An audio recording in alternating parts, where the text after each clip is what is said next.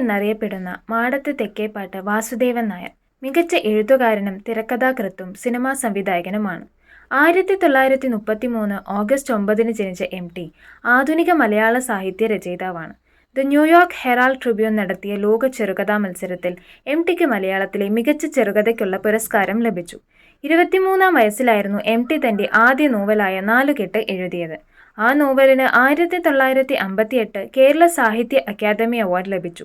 മഞ്ഞുകാലം, അസുരവിത്ത്, രണ്ടാം മൂഴം എന്നിവയാണ് അദ്ദേഹത്തിന്റെ മറ്റു നോവലുകൾ. മലയാള സാഹിത്യത്തിന്റെ വഴിത്തിരിവുകളായിരുന്നു എം.ടിയുടെ പല നോവലുകളും. എം.ടിയുടെ ഏറ്റവും മികച്ച കഥ രണ്ടാം മൂഴമാണ്.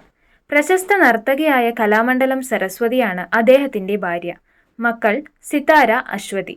ഏകദേശം 54 സിനിമയ്ക്ക് എം.ടി തിരക്കഥ എഴുതിയിട്ടുണ്ട്. മികച്ച തിരക്കഥയ്ക്കുള്ള നാഷണൽ അവാർഡ് 4 തവണ ലഭിച്ചു.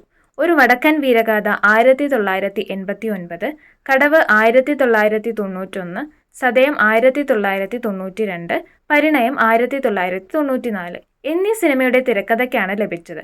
1963-64 കാലത്താണ് മുറപ്പെണ്ണ് എന്ന തിരക്കഥ എഴുതി എം.ടി ചലച്ചിത്ര ലോകത്തേക്ക് കടന്നത്.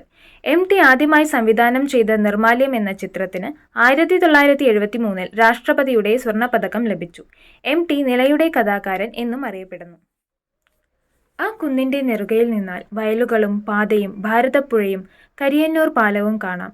ആ കുന്നിന്റെ നെറുകയിൽ ഏകാന്തതയുടെ മഹാസാമ്രാജ്യത്തെ നോക്കിക്കൊണ്ട് നിന്ന് രൂപം കൊള്ളാത്ത കവിതകളെയും കഥകളെയും രൂപപ്പെടുത്താൻ വേദന അനുഭവിച്ച ആ ചെറുപ്പക്കാരന്റെ പ്രേരണയായിരുന്നു എഴുത്ത്. ശ്രീ എം.ടി. വാസുദേവൻ നായരിന് വിട.